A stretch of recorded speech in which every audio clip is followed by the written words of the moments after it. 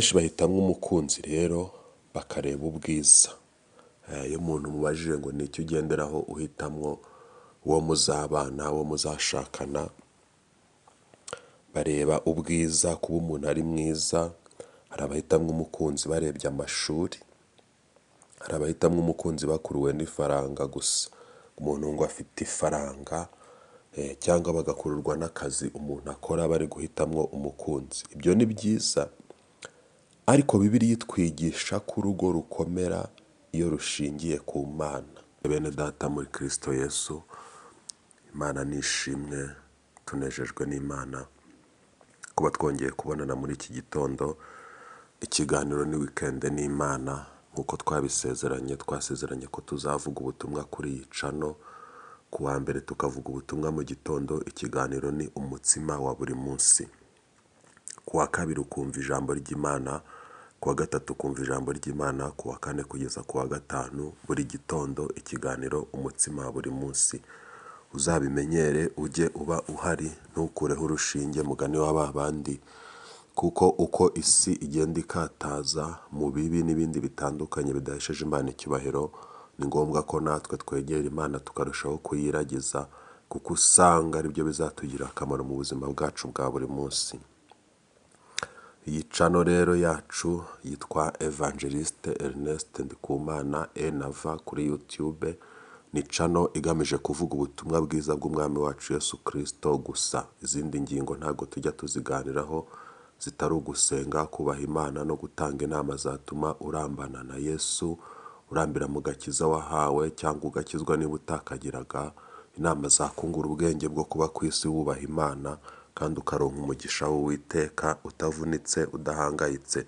Tukugira inama rero ku bintu byinshi bitandukanye bijyanye no gusenga. Nyuma y'ikiganiro weekend n'Imana, tugira ubushakashatsi dukunda gukora tukakugezaho ikiganiro ku bintu runaka byatuma ukomeza kubaha Imana no kugendana nayo. Ntabwo ari ibyo gusa, muri weekend buri wa gatandatu tuguha ikiganiro cyitwa weekend n'Imana, kirimo ubuhamya bw'imirimo y'Imana ikora itangaje, kirimo amasomo ku bintu bitandukanye, byose bigamije gukangurira abantu no kubagarurira kuri Yesu. Iki kiganiro nacyo ujye ugikurikira. Iyi channel kandi iriho ibyigisho bitandukanye dukora twigisha ijambo ry'Imana, haba kuri tele, mu rusengero n'ahandi. Turagushishikariza kujya ukurikira ibi byigisho, kubera ko nabyo byahindura ubuzima bwawe, bigatuma ufata umwanzuro wo kwikomeza ku Mana no kugendana nayo. Imana niguhe umugisha. Iyi channel kandi iriho ibiganiro bitandukanye bigamije gukebura abantu no kubagarura ku Mana. Dutangira ku mateleviziyo atandukanye tubwira abantu gukizwa no gusanga Imana, kwikomeza ku Mana no kugaruka, abantu bakavuguruka, kuko isi iri kwica benshi. Umuririmbyi niwe waririmbye ngo iminsi irahita vuba igahita yihuta, igahita benshi bapfa kandi batamenya Uwiteka. Ni ngombwa rero kwegera Uwiteka. Mu kanya narindi gusoma igitabo cy'Imigani ibice 15, masanga amagambo akomeye. Harimo umurongo uvuga cyane, ukavuga ngo imboga zirimo gukiranuka no kubaha Imana ngo zaruta ikimasa kibagiwe mu macakubiri. Amacakubiri akomeye rero ni ukudahuza n'Imana, ugasanga washwanye n'Imana, uriho ubuzima bumeze nk'uburara, uri nk'umwana w'ikirara. Ariko Uwiteka ari kuvugana nawe ngo ni igihe cyo kugaruka. Niyo mpamvu ibi byose byaje. Dufite n'ibiganiro dutanga mu Cyongereza, cyane cyane twatangiranye n'insanganyamatsiko yitwa kurinda no kurwana intambara yo kubahisha Uwiteka. Icyubahiro cy'Uwiteka, glory of God, honor of God, agaciro k'Imana muri wowe kakagaragara, ukabaho ubuzima bwubahisha Uwiteka kandi bukamuhesha ikuzo muri community, mu itorero, aho uba, mu kazi, abantu bakajya bakubonaho Imana. Mu mikorere yawe abantu bakakubonaho Imana. Uko uvuga bigatuma abantu bakubonaho Imana. Uko utekereza bigatuma abantu bakubonaho Imana. Uko usenga bigatuma abantu bakubonaho Imana. Ukamaramaza gukiranuka nubwo abantu batabigukundira, nubwo abantu bakuvuga, nubwo abantu bakurwanya, Uwiteka bari hariya kugira ngo akuneshereze. Nguhaye ikaze kuri uyu munsi mu kiganiro weekend n'Imana. aho tugiye kuganira ku nsanganyamatsiko nziza igufitiye akamaro, insanganyamatsiko wakurikira ukunguka byinshi. Turifashisha ijambo ry'Imana tuganire ku nsanganyamatsiko ivuga ngo imimaro 10 yo gusengana n'umukunzi wawe. Iyo tuvuze umukunzi, hari abantu bubatse urugo, ukaba ufite umugabo, uwo ni umukunzi wawe. Ukaba ufite umugore, uwo ni umukunzi wawe. Hari abantu bari muri fiyansaye, ibyo bita kurambagizanya, guteretana. Uwo ni umukunzi wawe nubwo mutarabana, yaba umusore yaba umukobwa. Hari abantu kandi bamaze gukora divorce, utakigira umugabo, utakigira umugore. Hari umukunzi wawe witwa Yesu, we utajya udivorusa keretse iyo unaniwe kugendana nawe. Tugiye kuganira ku nsanganyamatsiko ireba abo bantu bose, ikubwira ngo imimaro 10 yo gusengana n'umukunzi wawe. Gusengera hamwe rero ni imwe mu nkingi zikomeye zubaka urugo, itorero n'igihugu. Fata Bibiliya yawe dusome Matayo ibice 18 ku murongo wa 9, ibice 18 ku murongo wa 19. Matayo 18:19. Kandi ndababwira yuko ababiri muri mwe nibahuza umutima mu isi wo kugira icyo basaba cyose, bazagikorerwa na Data wo mu ijuru. Kuko aho 2 cyangwa 3 bateraniye mu izina ryanjye, nanjye mba ndi hagati yabo. Turasubiramo, kandi ndababwira yuko ababiri muri mwe nibahuza umutima mu isi wo kugira icyo basaba cyose, bazagikorerwa na Data wo mu ijuru. Kuko aho 2 cyangwa 3 bateraniye mu izina ryanjye, nanjye nzaba ndi hagati yabo. Akira ijambo ry'Imana. Abantu benshi bahitamo umukunzi rero bakareba ubwiza. Iyo umuntu mubajije ngo ni icyo ugenderaho uhitamo uwo muzabana, uwo muzashakana, bareba ubwiza, kuba umuntu ari mwiza. Hari abahitamo umukunzi barebye amashuri, hari abahitamo umukunzi bakuruwe n'ifaranga gusa. Umuntu ngo afite ifaranga, cyangwa bagakururwa n'akazi umuntu akora, bari guhitamo umukunzi. Ibyo ni byiza, ariko Bibiliya itwigisha ko urugo rukomera iyo rushingiye ku Mana.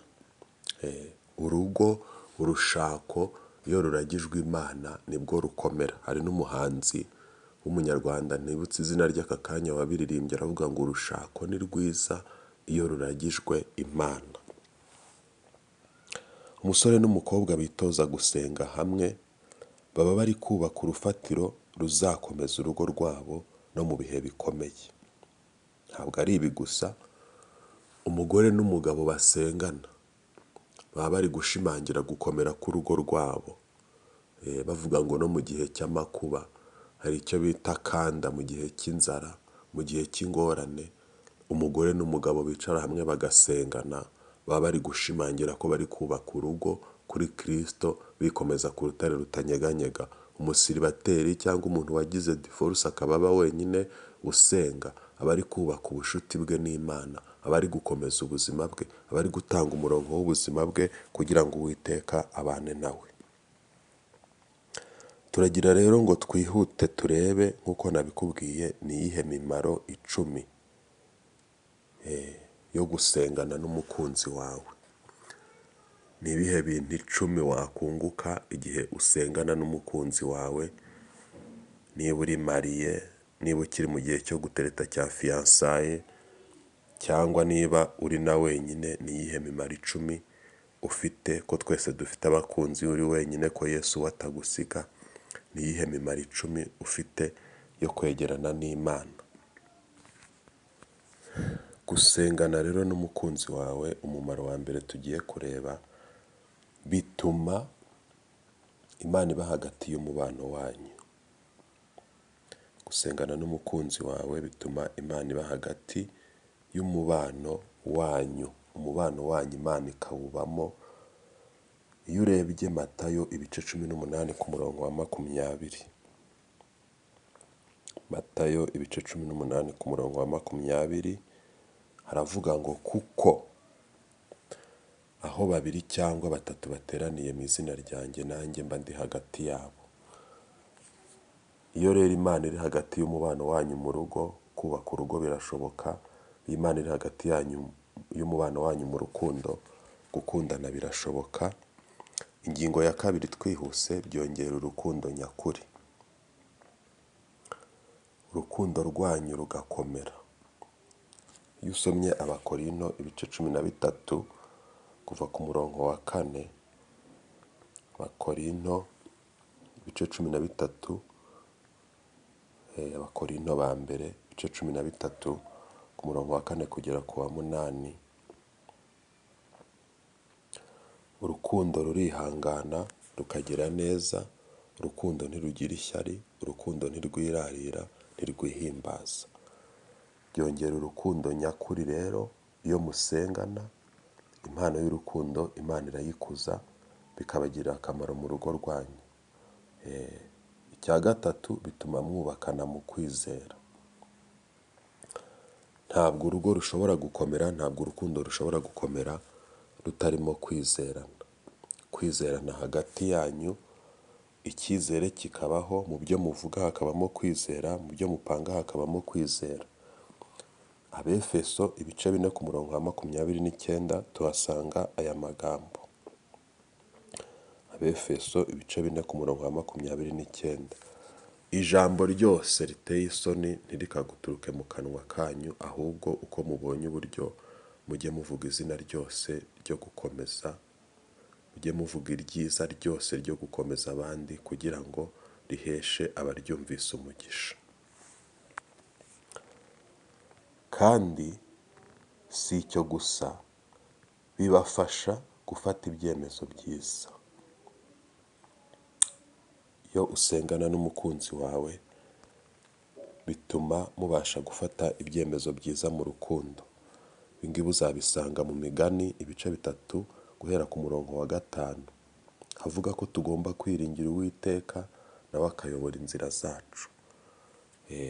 Fata ibyemezo mu rushako, mu rugo haba ibintu byinshi bisaba ko umuntu afata ibyemezo. Turatura he, turaba he, turarya iki. Ikindi ni uko birinda umubano ibishuko. Abantu bo mu ngo buriya bajya bashukwa, ugasanga umugore yahuye n'ibishuko agata umugabo, cyangwa umugabo agahura n'ibishuko agata urugo. Uko gushukwa kuza gake gake niko kuvamo kurimbuka. Ariko iyo musengana, ukagira umwanya wo gusengana n'umugore wawe, ukagira umwanya wo gusengana n'umugabo wawe, ukagira umwanya wo gusengana na sheri wawe, ibingibi bituma umubano wanyu Imana iwurinda ibishuko. Iyo uba wenyine utaragera igihe cyo gushaka cyangwa utakigira umugabo, ugasenga Imana ukayikomezaho, bituma Imana ikurinda ibishuko byagukura ku Uwiteka, ukandavura, ugaseba, ugakorwa n'isoni.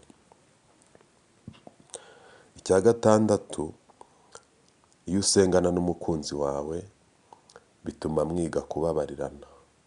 Abakolosayi 3:13 haratubwira ngo tujye twihanganirana kandi tubabarirane nk'uko Kristo yatubabariye. Mugabo unyumva, musore unyumva, mugore unyumva, mukobwa unyumva, muntu utagifite umugabo ku mpamvu zitandukanye, kubabarira ni ngombwa mu buzima. Nk'uko Kristo yatubabariye, natwe aba ariko tubabarira abatubabaje, tubabarira uwadukoreye ibyo tutatekerezaga, bizatuma umubano dufitanye twe ubwacu ndetse n'uwo dufitanye n'Imana byiyongera. 7, bituma mwitoza kuyobora urugo ruzubaha Imana. Akamaro ko gusengana n'umukunzi wawe ni uko bituma witoza kuyobora urugo ruzubaha Imana. Niba musanzwe mubana, ni ukuyobora urugo rwanyu mu buryo bwubahisha Imana. Yosuwa 24:15 havuga iki? Njye n'inzu yanjye tuzakorera Uwiteka. Niba muri gufiyansanya, nimwubake urukundo rukorera Uwiteka, bizasoreza mu rugo rukorera Uwiteka. Niba musanzwe mukundana, nimwubake umubano urimo gukorera Uwiteka. 8, gusengana n'umukunzi wawe byubaka itorero rikomeye. Ingo zikomeye zibyara itorero rikomeye. Iyo imiryango isenga, itorero rirakomera kandi rikagira ubuhamya bwiza.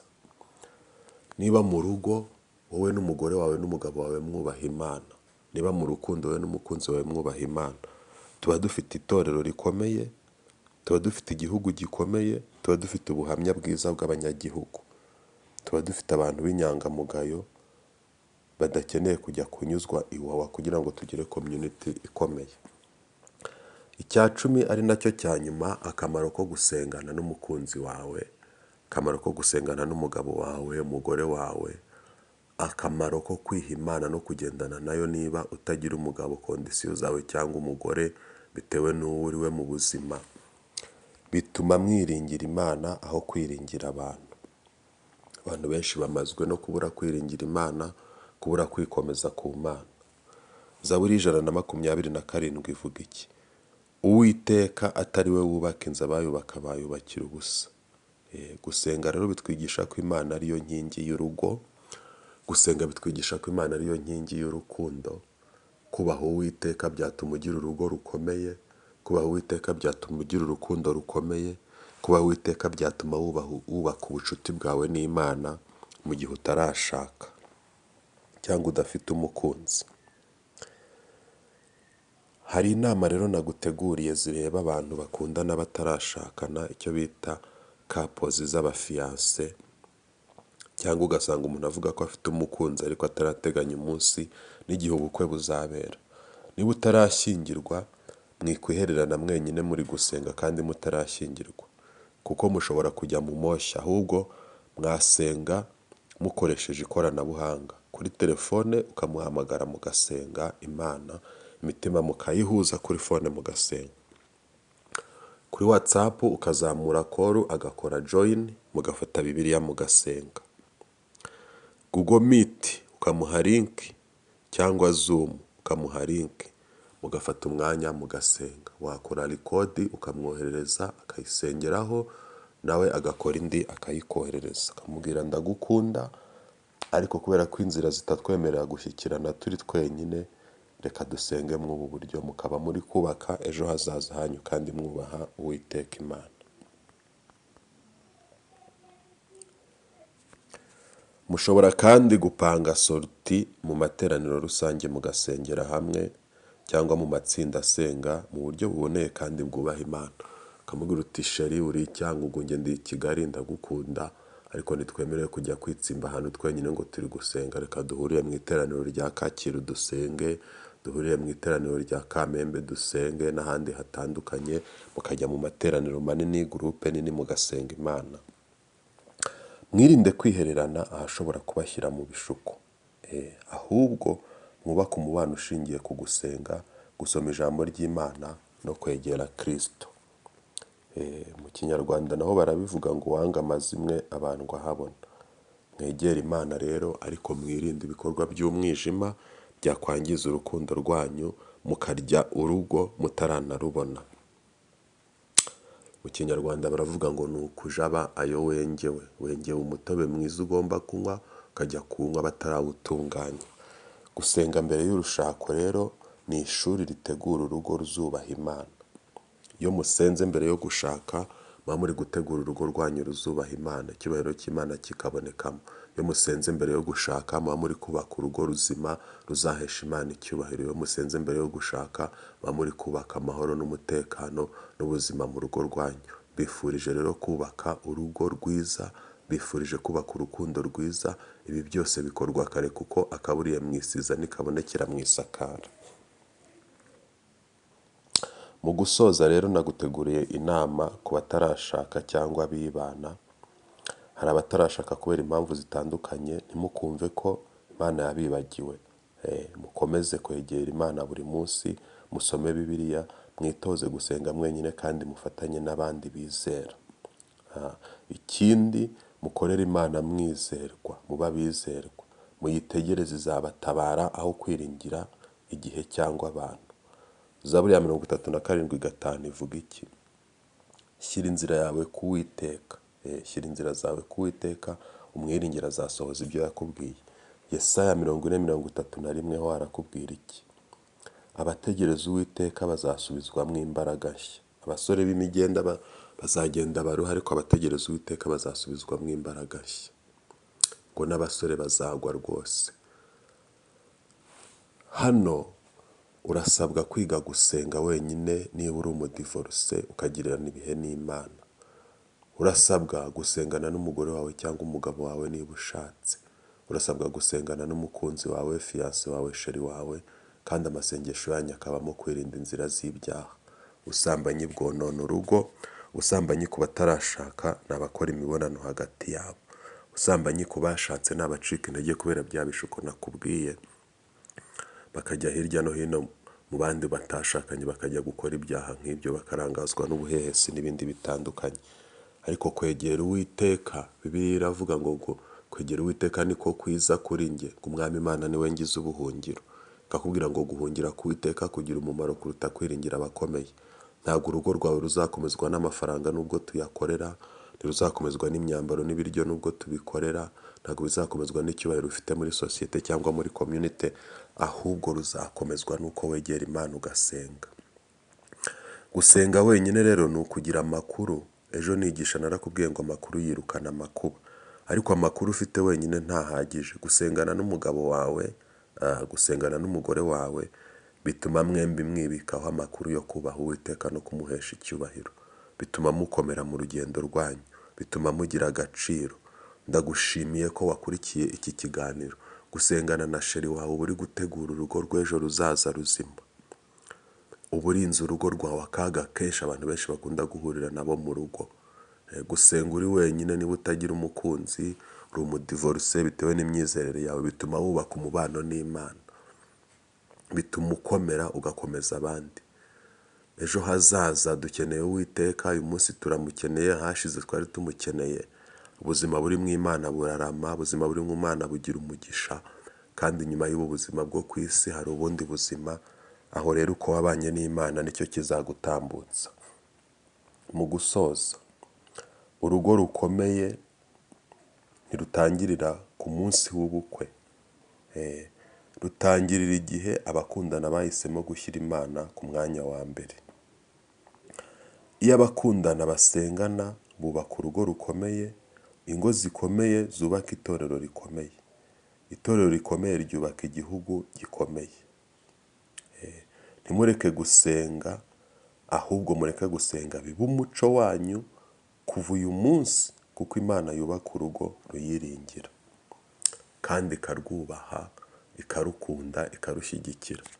Mbifurije rero kubaka ingo ziringira Uwiteka, zifatanya mu gusenga. Ntukumve ko wasohokana umukunzi wawe cyangwa umugore wawe, mujye kurya inkoko birangire gutyo, mujye gusangira fanta birangire gutyo, musangire bombo birangire gutyo. Jya wibuka ahubwo gusangira nawe ijambo ry'Imana, kuko ni umutsima uzabatunga igihe kirekire. Ni umutsima utagira amanda. Mu busaza bwanyu muzakomera, mu burwayi mukomere, mu gihe muri mu bukene mukomere, kuko mwitoje gufatanya kuva mbere hose. Abantu bafatanya basenga, bafatanya no mu bibazo byose bahura nabyo. Waba ufashijwe n'iki kiganiro weekend n'Imana kigushishikariza gusenga. Waba uri mu buzima butuma utazashaka cyangwa se udateganya gushaka, cyangwa se warahuye n'ingorane zitandukanye, deception mu rukundo, ukamenya ko kwiringira Uwiteka ukagera Yesu umukunzi wawe byakurengera. Waba ugize icyifuzo cyo kuragiza urugo rwawe Imana muri iki gitondo. Waba ugize se icyifuzo cyo kuragiza urukundo winjiyemo, ubuzima bw'urukundo Uwiteka. Waba ushatse kugira imbaraga zo gusenga no gusengesha umukunzi wawe. Waba ufite abana bakunaniye wifuza ko Imana igufasha mu rugo iwawe hakagaruka amasengesho. Fatanya natwe dusenga iri sengesho. Data wo mu ijuru, turagushimira kuko ari wowe shingiro ry'ingo zacu, ry'urukundo rwacu, ry'ubuzima bwacu, ry'imibereho yacu, ry'imiryango yacu n'igihugu cyacu n'itorero. Haleluya. Dufashe gushyira imbere gusenga no gusoma ijambo ryawe. Mana ishimwe. Abakundana ubaha umutima wo kukwegera no kubaka umubano ushingiye kuri Kristo. Abatarabona bo bazabana n'abibana ubahe kwihangana no kukwizera. Mana ishimwe. Ha ingo zacu amahoro, urukundo rwacu amahoro, imibereho yacu itarimo abatarashaka amahoro, imibereho yacu y'urukundo, abagize desebusiyo tanga amahoro. Komeza itorero ryawe, komeza igihugu cyacu cyuzure abantu bakubaha. Dusengeye isi, dusengeye Afurika kugira ngo abantu bakubahe, abantu bari mu rukundo bakubahe. Twirukanye imbaraga z'ibyaha, dusengeye abantu bagwiriye mu rukundo, abagushwa n'urukundo bakajya mu busambanyi, bata ingo zabo bakajya mu busambanyi. Turasenze ngo ugarure abantu, kandi turasenze ngo bagize desebusiyo ubatabare, ubaremere ubundi buzima bushya n'amateka mashya yo kukwishimira. Tubisabye twizeye izina rya Yesu Kristo umwami wacu, amen. Imana ibahe umugisha.